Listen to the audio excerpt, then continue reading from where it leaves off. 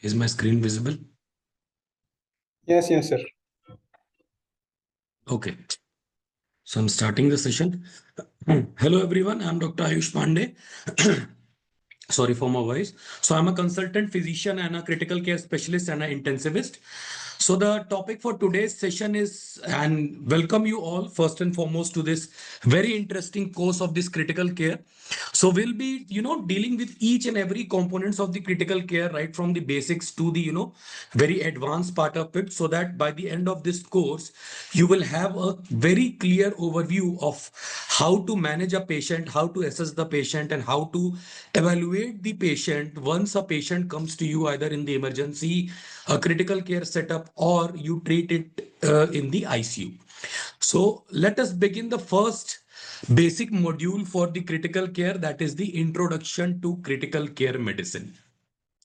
And in this, we'll be starting with the how you will initially manage or you will initially assess or resuscitate a patient of a acutely ill patient.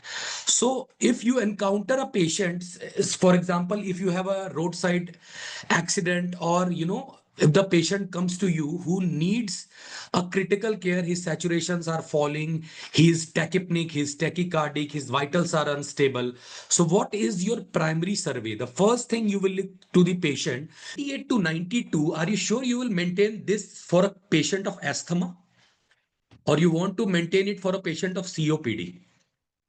Because the line of management in both these scenario changes. If you know the answer, you can tell me how much you will give in COPD, whether you will put on nasal prong, face mask, what exactly will be your choice of oxygen support devices? What exactly you think? Will you? So what the first line of vasopressors will be norepinephrine. Again, if refractory to this, you can give a vasopressin or epinephrine. Inotropes again can be given. Why? Because for the for the this low cardiac output or to maintain adequate blood pressure. So the best again inotrope you can give a dobutamine because that improves the perfusion or the contractility of the heart. Coming to the disability, you will check the disability because especially in a patient of RTA, there can be, the patient can have broken ribs, broken legs. So again, that alertness of the patient, whether the patient is, unresponsive, whether the patient is alert, that is being usually assessed through the Glasgow Coma Scale, which is the GCS. So in GCS, you will the basic three components, that is the eye response, verbal, and the motor commands. So everyone has a parameter, and then, every parameter has been given a score accordingly. So based on that score, you calculate the GCS, and then you assess whether the patient cardiac arrest, you have to follow the ACLS protocol to revive the patient. Again, with all these things, you have to continuously monitor the patient pulse rate, heart rate, BP, oxygen saturation levels, a serial ECG if the patient has presented to you with any cardiac case. What are the causes for this high anion gap metabolic acidosis in ICU mud piles? M-methanol uremia, diabetic ketoacidosis, propyl glycol, isoniazid or iron, lactic acidosis, ethylene glycol or salicylates, and then clever PD for metabolic alkalosis. Contraction, vomiting, excess alkali, refeeding, diuretics. Now coming to the electrolyte abnormalities. So electrolyte abnormalities, why it is important?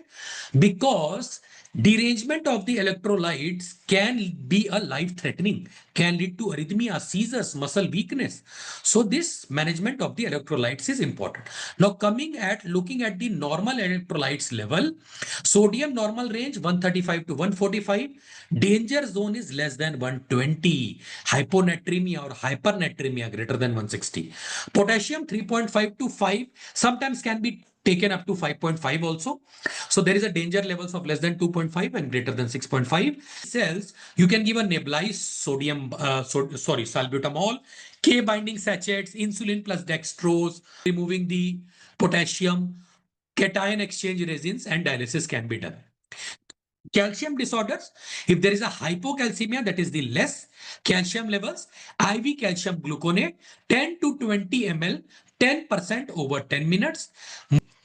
So till here, any doubt regarding the corrections, anything and any, so we can, definitely go ahead. And from the nutrition, we'll be starting the next session with the nutrition support in ICU.